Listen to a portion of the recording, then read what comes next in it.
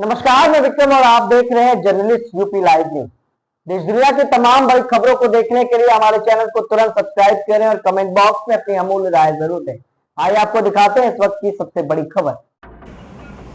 हमारे सीएम को भी साथ ले जाएं। पीएम मोदी के चाइना दौरे पर अखिलेश यादव ने सीएम योगी पर कसा तंज। प्रधानमंत्री नरेंद्र मोदी इस महीने के अंत जापान और चीन की यात्रा पर जाएंगे। भारत जापान शिखर सम्मेलन में हिस्सा लेने के बाद पीएम मोदी एससीओ सम्मेलन में भी हिस्सा लेंगे, जिस पर अखिलेश यादव ने तंज कसा है। सकता है बीजेपी के लिए गाफ और गधा हो, जिसने जो पढ़ा हो वही बोल सकता है।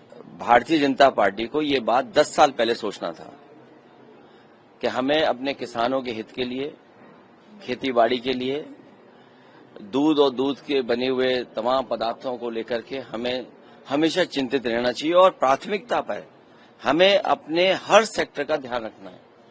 उद्योग खत्म हो जाए, उद्योगपति कारोबार खत्म हो जाए, किसान बर्बाद हो जाए, नौजवान को नौकरी रोजगार न मिले तो हमारा देश जा कहां रहा है। जो लोग ये दावा करते थे कि दुनिया में सबसे मजबूत रिश्ते हैं, कोई देश ऐसा नहीं छूटा होगा जहां पर भारत को सम्मान न मिला हो, उसके बाद आज ये कहना पड़ रहा हो सरकार को, तो ये बड़े दुखद है, क्योंकि हम फॉरेन पॉलिसी पर पूरी तरह असफल रहे हैं।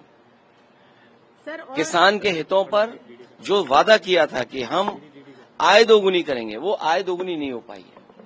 नौजवान को नौकरी रोजगार नहीं मिला है और जिस तरह लगातार पाबंदियां लगती जा रही हैं, ये कहीं न कहीं हमारा देश संकट में है, अर्थव्यवस्था संकट में है, किसान संकट में है, नौजवान संकट में है, पूरा चौतरफा हमारा भारत घिर गया है।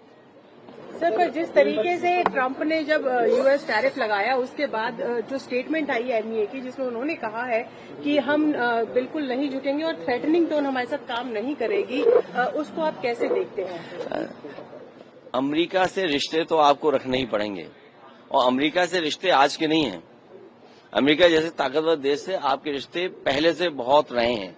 उन रिश्तों को कैसे मजबूत किया जाए और कैसे बेहतर किया जाए, इस दिशा में काम करना चाहिए और अपने हित, चाहे वो हमारे कारोबारी हों, चाहे हमारे किसान हों, उनके हितों में सोचना चाहिए। और फिर सोचने की बात तो ये है कि आज 11 साल सरकार के हो रहे हैं, आखिरकार ये कहना क्यों पड़ रहा है, क्या वजह क्यों कहना पड़ रहा है?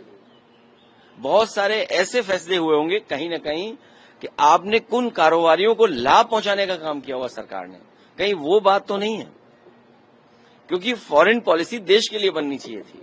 फॉरेन पॉलिसी में कुछ लोगों के हित नहीं साधने थे, शायद कहीं यही बात तो नहीं है, क्योंकि अभी जानकारी बहुत नहीं है, लेकिन मुझे उम्मीद है कि भारत दुनिया में सबसे मजबूत दिखाई देगा देश।